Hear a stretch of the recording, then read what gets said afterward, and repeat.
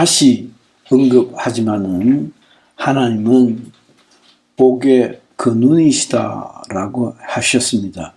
우리가 복이라고 하는 어원을 좀 살펴보면 아주 뜻밖이라는 것을 알 수 있습니다. 성경에는 어마어마하게 많은 복에 관한 언급이 나와 있습니다. 오늘도 소개했듯이 구약 성경에서 700여 회, 신약 성경에서 300여 회, 복과 유사한 뜻을 가진 다른 단어들까지 동원하면 무려 1000몇백 번, 거의 2000번에 가까운 복에 관한 말씀들이 성경에 널려 있는 것을 볼 수 있습니다. 그 복은 무슨 뜻이 있는가? 복의 진정한 의미는 무엇인가? 이는 내가 지난 세월 동안에 여러 차례 여러분들에게 소개를 했습니다. 복은 뜻밖에도 하나님과 대단히 깊은 관련이 있는 것들이었습니다. 복은 하나님으로부터 나오고 하나님만이 복을 주실 수 있는 분이시고 그 하나님이 복의 근원이시다라고 하는 것입니다. 하나님께서 만물을 지으신 것도 하나님이 복의 원천이시기 때문에 그 능력에 임하여서 그 능력에 기초해서 만물에 생명이 있으라 하심에 생명이 있고 그 만물이 하나님의 복 주시는 은혜에 의지해서 운영되어지고 그게 하나님의 뜻대로 다스릴 수 있게까지 되었던 것입니다. 이 복은 엎드려 절하다라고 하는 동사에서 나왔던 것입니다. 그 엎드려 절하다는 것은 우리가 너무 기독교적으로 너무 신앙적으로 그런 오해를 할 필요는 없고 그냥 원어 그 자체를 한번 따져보면 마치 우리가 로마를 배경으로 하는 영화를 보면 하고 무릎을 탁 치면서 깨달을 수 있는데 벤허에 보면 그 장면이 나옵니다. 벤허뿐만이 아니라 로마를 배경으로 하고 있는 로마의 시저가 등장하고 그 시저가 그 보좌에 앉아 있고 그리고는 집정관이라 하면 로마의 그 군사들을 이끄는 장수가 이제 파병을 가서 그리고는 전쟁에서 이기고 돌아와서는 그 왕에게 쭈벅 하고 아주 위세당당하게 왕에게 올라가서 그 왕을 아련하고 그 왕께 무릎을 꿇고 그리고는 손을 내밀어서 왕의 왕이 손을 잡아주고 그 왕의 손에다가 입 맞추는 그리고 나서는 그 왕이 참 수고하였다고 그 신하에게 큰 상을 내리시는 그 일체의 과정이 복이라고 하는 동사 속에 담겨 있다는 것이에요. 왕께 나아가서 무릎을 꿇고 왕의 손목에 입을 맞추고 그리고는 왕이 주시는 그 귀한 상금들을 받아서 그리고는 이렇게 안고는 돌아가서 그리고는 축제를 열고 하는 그 전 과정이 그야말로 복이다라고 하는 것이에요. 나는 우리나라가 정말 지난 주중에도 함께 신앙생활했던 친구를 만나서 같이 얘기하면서 야, 나는 말이야, 그 친구는 장로인데 나는 우리나라가 선택된 백성이라고 믿어. 그렇게 얘기를 좀 했었는데 그 선택된 이스라엘 백성에게 하나님께서 이스라엘을 통하여 아브라함의 자손들을 통하여 하나님이 율법이라고 하는 말씀을 주시고 그 율법을 잘 지키면 내가 너희들에게 복을 주고 그 율법대로 살지 아니하면 너희가 아무리 애써도 나가도 저주를 받고 들어와도 저주를 받고 들어 누워도 저주를 받고 장가를 가고 시집을 가도 내 선택한 남자가 내 선택한 여인이 다른 남자의 손에 품에 안겨 있을 것이다. 등등등등 엄청난 축복과 저주가 대비되어서 나오는 거예요. 너희가 내 말에 청종하면 듣고 행하면 복을 받을 것이고 그렇지 아니하면 웬걸 엄청난 이 세상의 모든 재앙이라는 재앙을 쏟아붓듯이 내가 너희를 저주할 것이다 라고 하셨어요. 구약 성경 그 전체가 우리는 하나님께서 진짜 우리에게 말씀하시고자 하는 말씀의 그림자요, 예표요, 약속이다라고 하는 것을 여러 차례 말씀드렸습니다. 성경을 그렇게 보지 않으면 이 성경이 이해가 안 되는 거예요.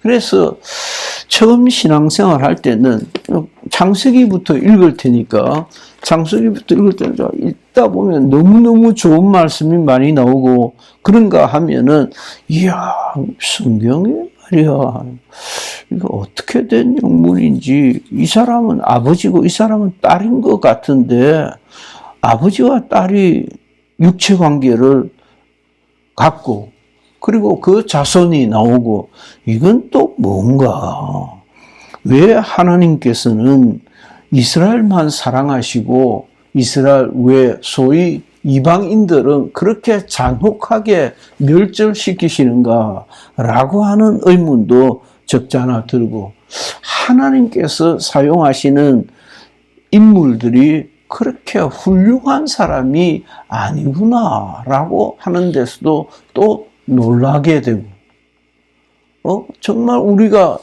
이 어리고 연약한 연한 꽃잎 같은 그런 신앙을 잘 견지하기 어려울 정도로 성경에는 야 헷갈린다라고 할 정도의 어려운 말씀들이 없잖아 있어요. 왜냐하면 이 말씀의 전반부와 후반부가 명확히 나누어지기 때문입니다. 그 전반부라고 하는 구약 성경은 무슨 말씀을 하든지 여기에 무슨 말씀이 기록되어 있든지 누가 뭐라고 하든지 그 말씀은 정작 하나님께서 하시고자 하는 말씀의 예표에 지나지 않는다라고 하는 것입니다. 이 예표를 통해서 이 예표인 하나님의 말씀을 통해서 정작 하나님께서 하시고자 하는 본 뜻은 따로 있구나. 그게 깨달아질 때 성경이 환히 보이듯이 보이는 거예요. 그렇지 않으면 밤낮 여기에서 오리야 기리하고 길을 읽게 돼요. 택도 없는 말씀에 붉은 줄을 그어놓고는 그 말씀대로 살지 못하는 것을 대단히 운동스럽게 생각하기도 하고 엉뚱한 말씀에 은혜를 받기도 하고 감동되기도 하고 구약 성경 전체를 통해서 하나님께서 말씀하시고자 하는 것은 소위 육체의 복을 가시적 복을 물리적 복을 이 세상의 복을 두고 하는 말씀이다라고 하는 것이 핵심입니다. 그래서 딱히 그럴 것도 없죠. 우리가 백인 입에도 복이 있고 이전에는 더 심했는데 숟가락마다 그게 복자가 있었어. 이불에도 복이 있고,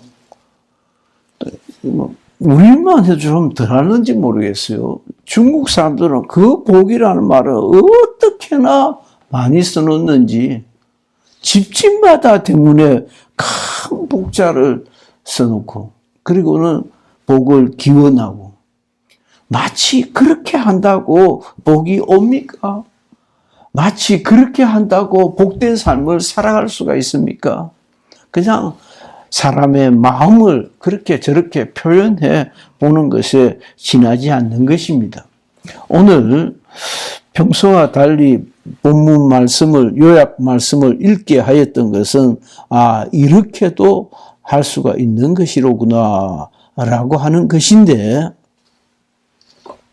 진짜 성경에는 복이 늘렸다, 복이 충만하다, 복으로 가득 차 있다 라고 하는 것이 중요하고, 얼마든지 성경에는 복이 늘려 있구나, 오늘 복 주스러 가야겠다 라고 해야 된다 이 말이에요.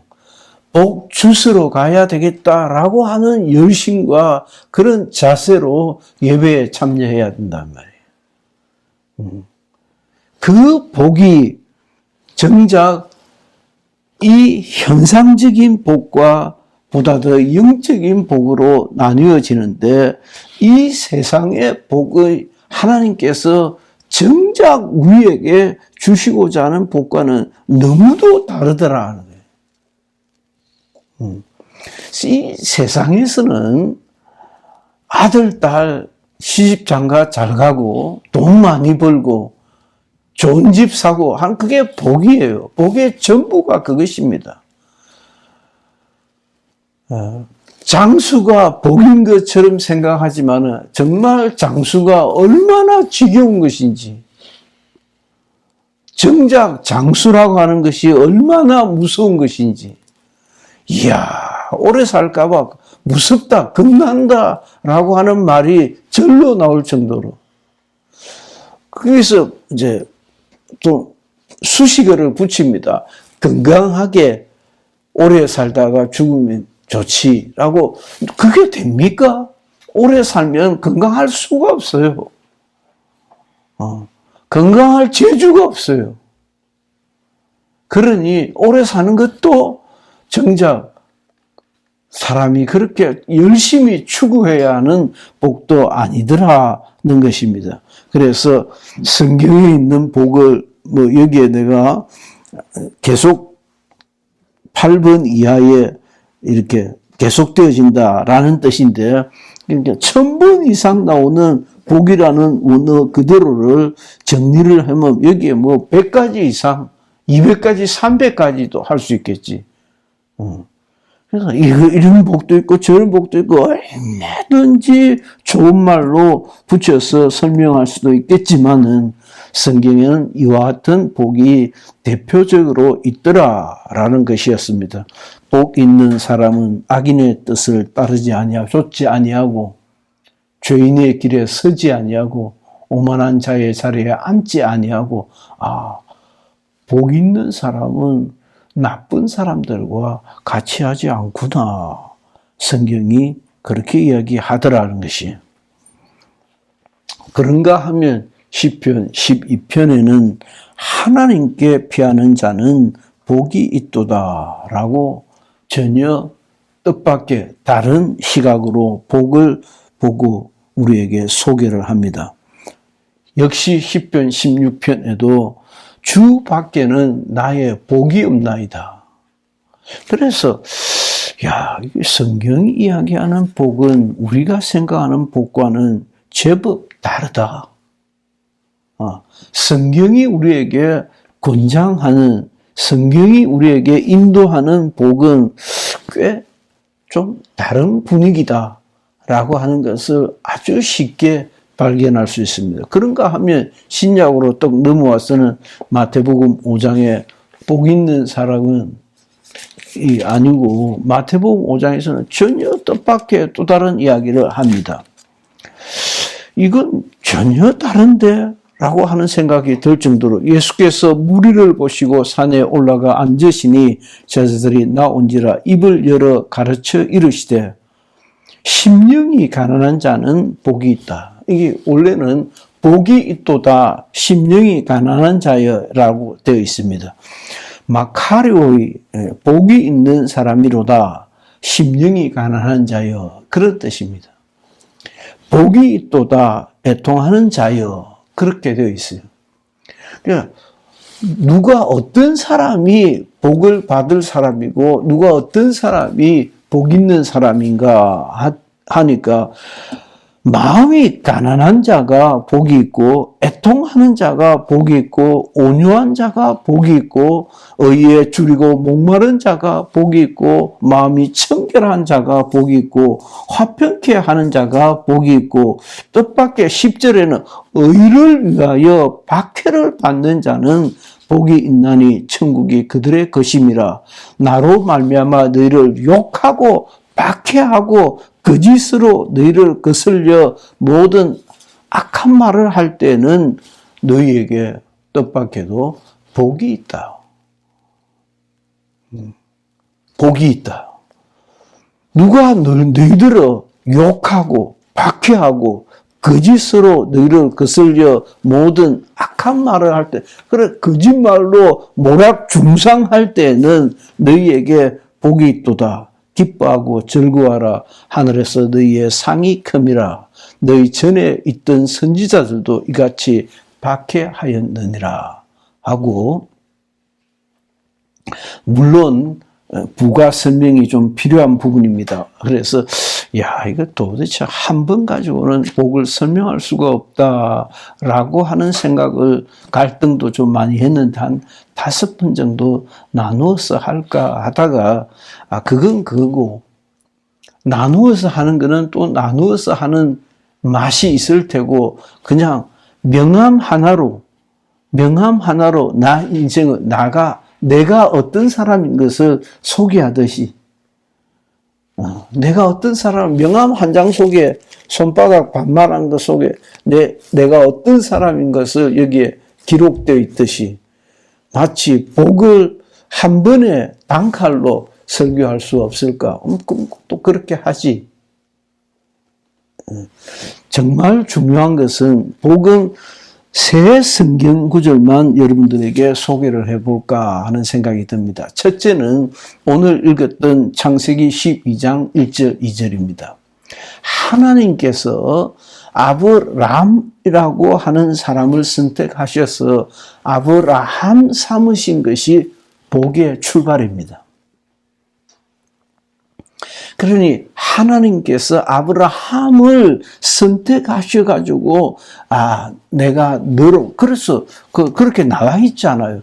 선택하시면서 하시는 말씀이 내가 너로 복의 근원이 되게 하겠다. 네가 복이다. 네가 복이다라고 했어요. 내가 설교 준비하면서는 잊어버렸는데 지금 생각나는데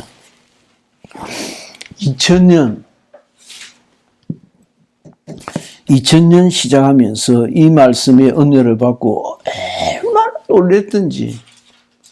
이야, 내가 복이구나. 그래가지고 아마 한 보름은 내가 그 공중에 뜬 것 같은 그런 느낌을 받았던 것 같아요.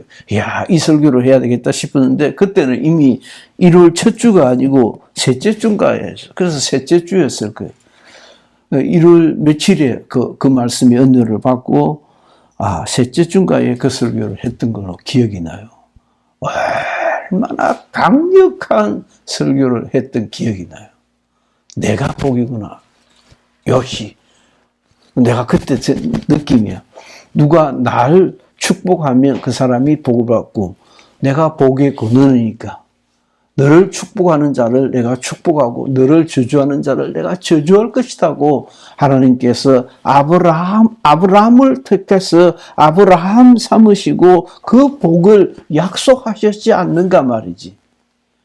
이야, 그러니 세상이 얼마나 만만하게 보였을까요?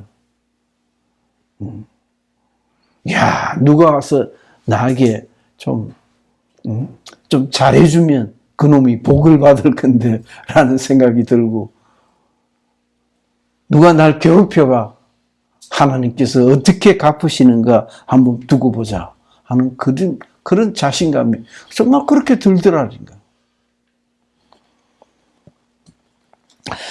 그렇게 하나님께서 우리를 선택하셨다는 그 자체가 복이다.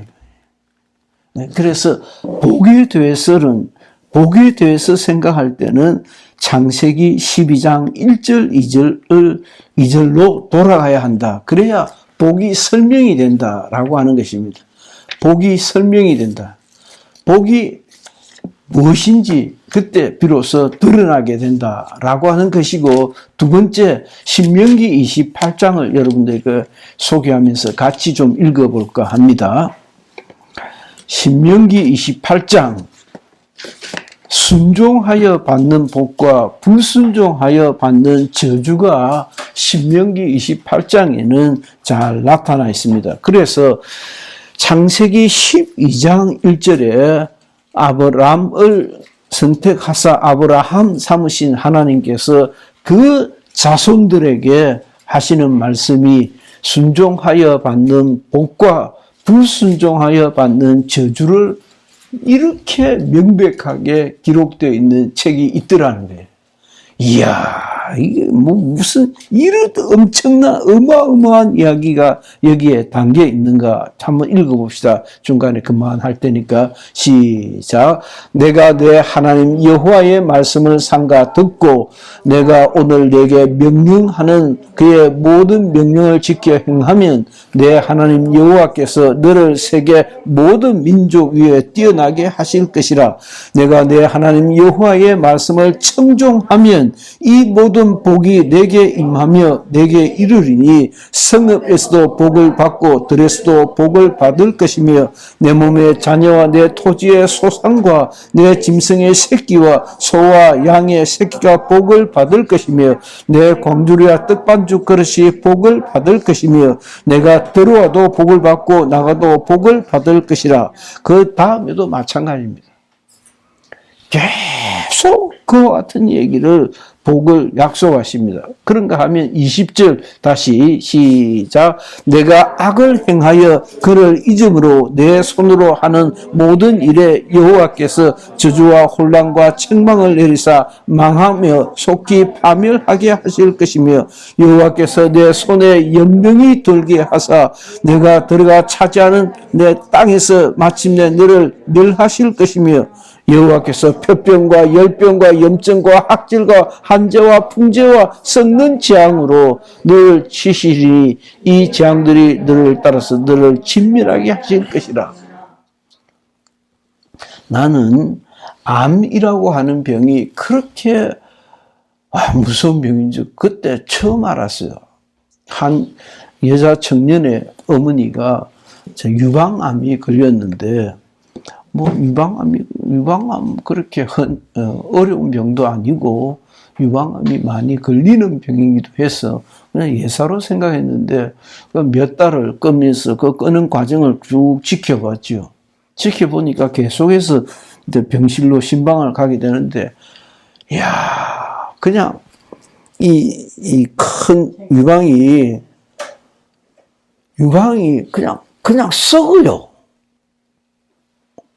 썩는데 그 방문객이 그 병실을 들어갈 수가 없을 정도예요. 얼마나 썩은 데가 진동을 하는지. 그래서 알코올을 막 그냥 온 병실에 다 뿌려 놓듯이 해도 그 악취를 건질 수가 없을 거예요.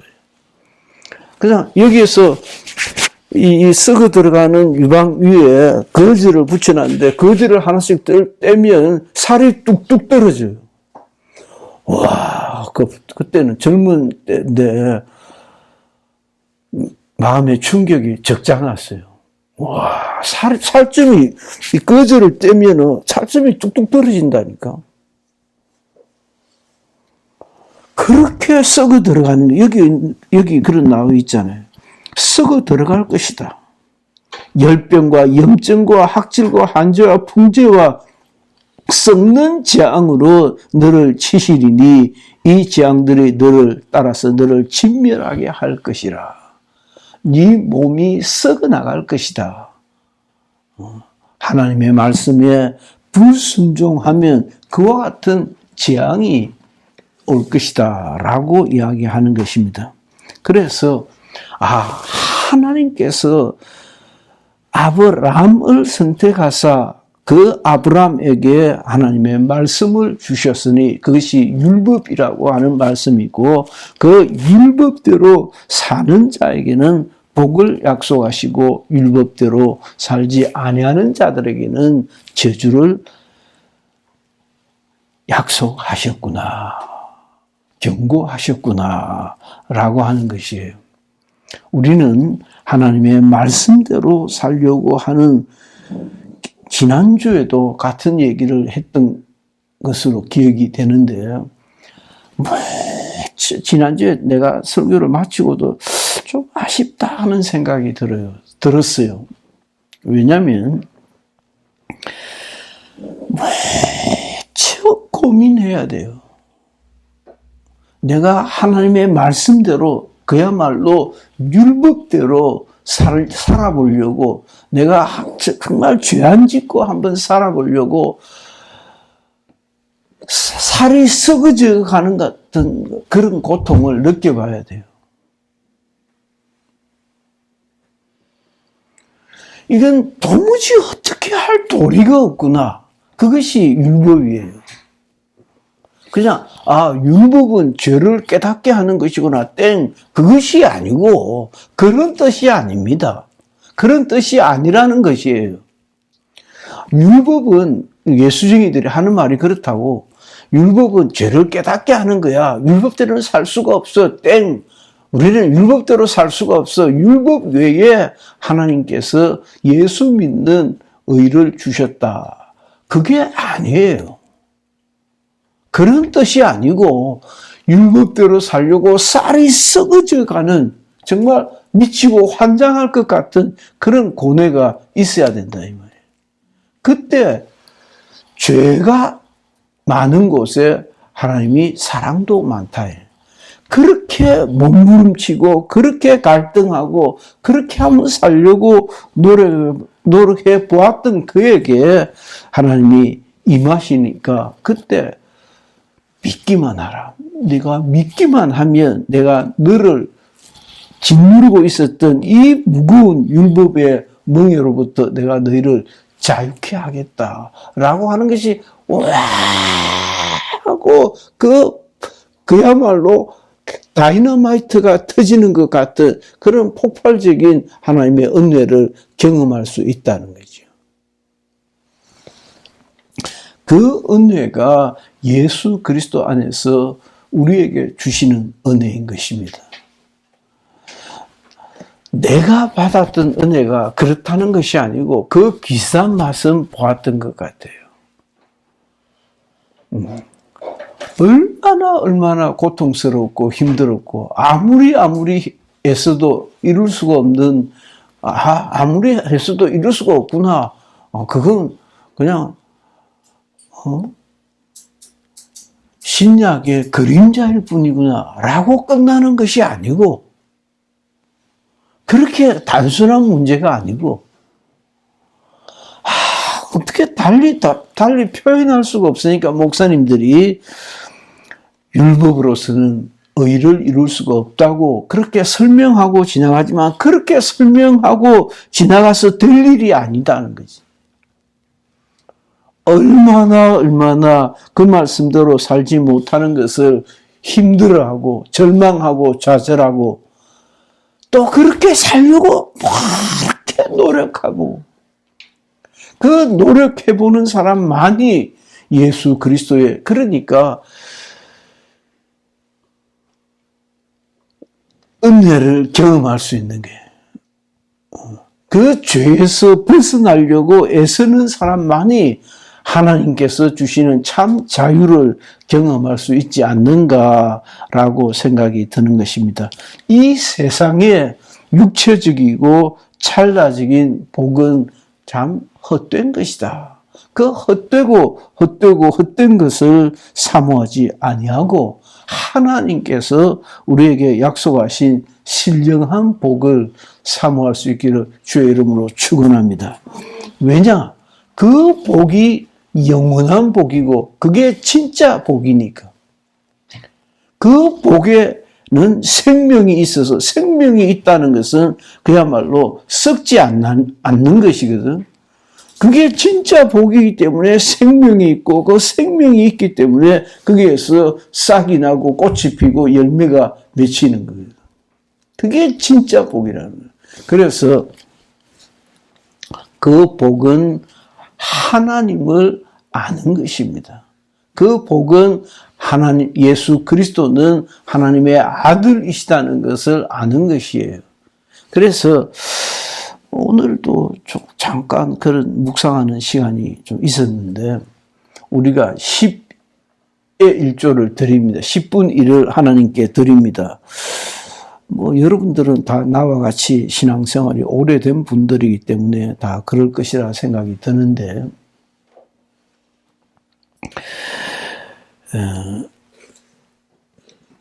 최순영 장로지요. 63빌딩의 주인이었던 최순영 장로가 할렐루야 교회도 세우고 할렐루야 재단도 만들고 그렇게 했는데, 그 최순영 장로가 그때만 해도 우리나라에 몇 대 재벌이었는지 모르겠습니다. 아마 10분 1에 돈이 어마어마했을 거예요. 그죠? 최순영 장로 당신 혼자서 버는 돈이 10분 1이 어마어마했을 거라. 그럼 그걸 한 달에 매번 교회에 갖다 바치면 아마 그 최순영 장로 혼자 헌금해도 실컷 교회가 운영이 되지 않을까 싶어요. 혼자 운영해도 교회가 실컷 운영하고 실컷 전도하고 선교하고 구제사업해도 할 것이라 생각이 들어요. 그러나 그럼에도 불구하고 또 다른 사람들은 또 10분 일을 합니다. 정말 적은 돈으로 10분 일을 할 수 있게 된 것을 여러분들이 감사할 수 있는 마음이 있기를 예수 이름으로 축원합니다. 그것이 종잣돈이 되어서 최순영 장로 그 이상의 10분 일을 할 수 있는 돈이 될 수 있기 때문입니다. 이미 그런 지가 오래됐지 않겠어요? 그죠? 내가 내 소득의 10분 일을 하나님께 뗀다라고 하는 생각을 안 해본 지가 아마 여러분 꽤 오래됐을 거예요. 목사님은 그런 생각도 하긴 하구나. 나는 그런 생각도 안 해봤는데, 라고 하는지도 몰라. 그렇게 우리가 살아왔거든. 그러니까, 이 세상의 재물을 쌓아두는 것이 복이 아니고, 하나님께서 내 안에 빈손 들고도 살아갈 수 있는 그런 소망이 있게 된 것이 진정한 복이다 라고 하는 것입니다. 그래서 세 번째는 요한 3서 2절입니다. 내 영혼이 잘된같이 범사에 형통하고 육체 강건하기를 원한다 라고 하는 그 유명한 조용기 목사님의 삼박자 축복이, 그게 복입니다. 이게 요한 3서 2절에 있는 그 복은 복의 조화를 이야기하는 것이 영혼이 잘 되고 범사에 잘 되고 육체 강건한 것이 이와 같은 복을 누릴 수 있기를 예수 이름으로 축원합니다. 이게 조화로운 복. 영혼이 예수 잘 믿을 뿐만이 아니라 자식들도 다 잘 되고 몸도 건강해서 주 오실 때까지 정말 팽팽하게. 제가 해마다